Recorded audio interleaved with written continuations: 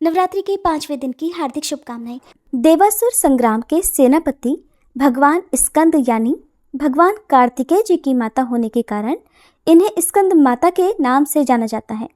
ये देवी शक्ति और सुख का एहसास कराती हैं। स्कंद माता सूर्य मंडल की अधिष्ठात्री देवी हैं।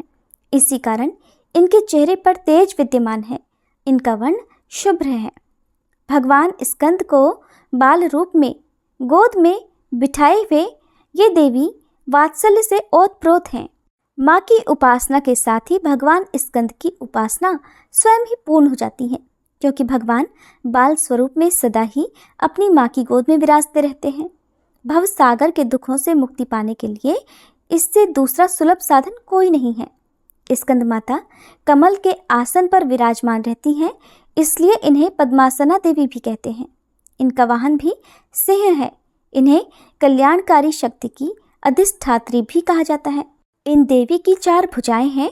दाईं तरफ की ऊपर वाली भुजा से इन्होंने भगवान स्कंद को गोद में पकड़ा हुआ है। नीचे वाली भुजा में कमल का पुष्प धारण किया हुआ है। बाईं तरफ ऊपर वाली भुजा में वर मुद्रा में है और नीचे वाली भुजा में कमल का पुष्प है। देवासुर संग्राम में तारकासुर नाम के दैत्य का वध करने के लिए ही भगवान स्कंद की उत्पत्ति हुई थी। प्राचीन कथा के अनुसार कार्तिकेय जी का जन्म भगवान शिव और देवी पार्वती से दूर सरकंडे के एक वन में हुआ था। उस बालक के 6 मुख थे। उस वन में कृतिकाएं रहती थीं। कृतिकाओं को जब वह 6 मुख वाला बालक मिला तब उन्होंने उसका पालन किया था। इसी वजह से बालक का नाम कार्तिकेय पड़ गया। भगवान शिव और देवी पार्वती से दूर रहकर वह बालक अब बड़ा होने लगा। कृतिकाएं बहुत अच्छी तरह से बालक का ध्यान रखती थीं। एक दिन शिव जी को अपनी संतान के बारे में पता चला। संतान के बारे में जानकारी मिलते ही शिव जी ने अपने सेवकों को तुरंत ही सरकंडे के वन में भेजा और बालक को लेकर आने के लिए कहा। शिव जी के दूत वीरभद्र, विशालाक्ष, शंभुकर्ण, नंदीश्वर, गोकर्णाश, दधिमुख आदि सरकंडे के वन में पहुंचे और कृतिकाओं के साथ कार्तिकेय स्वामी जी को लेकर शिव जी के पास वापस लौट आए। कार्तिकेय जी कैलाश पर्वत पर पहुंचे तो सभी बहुत प्रसन्न हुए। शिवजी और देवी पार्वती ने बालक को गले से लगाया और उसे बताया कि तुम हमारी संतान हो। शिवजी पार्वती जी ने कार्तिकेय को परिवार का महत्व समझाया और परिवार के साथ ही समाज की भलाई के लिए काम करने की सीख दी। तब शिवजी ने कार्तिकेय जी से कहा कि तुम बहुत वीर हो, इसलिए पुत्र आज से तुम्हें देवताओं का सेनापति नियुक्त किया जा रहा है।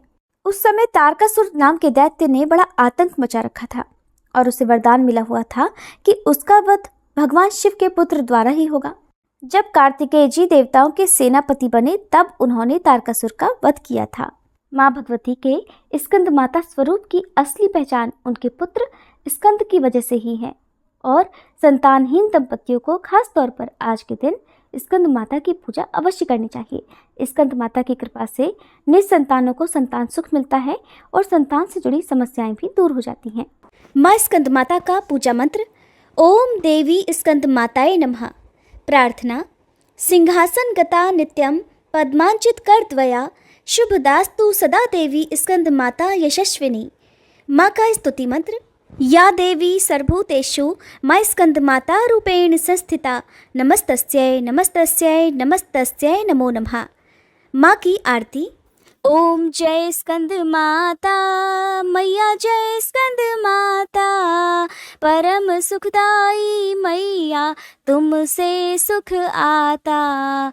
ओम जय स्कंद माता शक्ति स्वरूपा माता, मोक्ष भक्त पावे, द्वार तिहारे आवे, खाली नहीं जावे।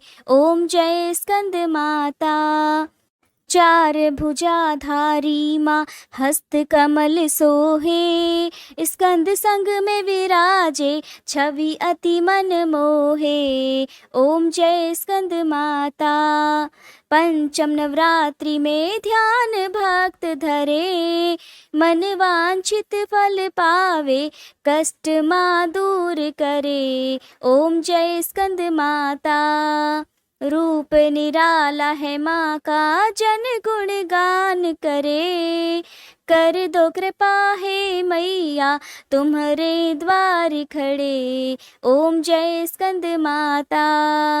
विपदा हरती हो मैया जो मन से ध्यान करे।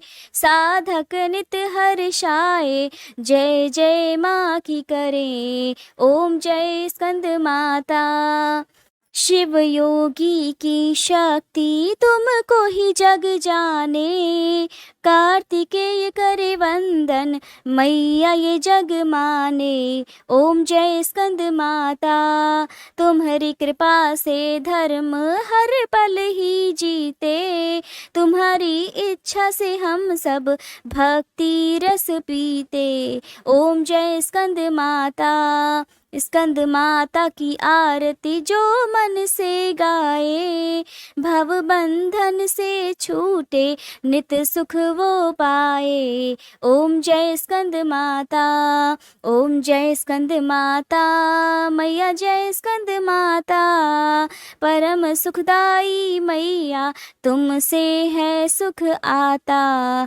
ओम जय स्कंद माता। मैया जय स्कंद माता। प्रिय भक्तजनों, अब हम सभी मिलकर माता रानी से क्षमा याचना करते हैं ताकि हमारे द्वारा हुई किसी भी गलती के लिए माता रानी हमें क्षमा कर सके। हे परमेश्वरी, मेरे द्वारा रात दिन सहस्त्रों अपराध होते रहे हैं, अतः आप मुझे अपनी सेवक समझकर कृपा पूर्वक मेरे उन अपराधों को क्षमा करो। न तो मैं आह्वान करना ही जानती हूँ, न विसर्जन करना ही जानती हूँ और न पूजा ही करना जानती हूँ। हे परमेश्वरी, मुझे क्षमा करो। हे सुरेश्वरी, मैंने जो मंत्रहीन, क्रियाहीन और भक्तिहीन पूजन किया है वह सब आपकी दया से पूर्ण हो। सैकड़ों अपराध करके भी भक्त आपकी शरण में आकर केवल जगदम्ब कहकर ही मोक्ष को प्राप्त करते हैं, जिसे ब्रह्मादि देवगण भी पाने में असमर्थ होते हैं। हे जगदम्बिके, मैं अपराधी हूँ किंतु आपकी शरण में आई हूँ, अतः इस समय मैं दया की पात्र हूँ। आप जैसा चाहो वैसा करो। अज्ञानवश या बुद्धि भ्रम होने के कारण भूल से मैंने जो कुछ भी कम या अधिक कर दिया हो, हे देवी, हे परमेश्वरी, सब अपराध क्षमा करो और प्रसन्न हो। हे जगन्माता, हे कामेश्वरी, सच्चिदानंद स्वरूपिणी परमेश्वरी, आप प्रेम पूर्वक मेरी यह पूजा स्वीकार करो और मुझ पर प्रसन्न हो। आप गुप्त से भी गुप्त वस्तु की रक्षा करने वाली हो।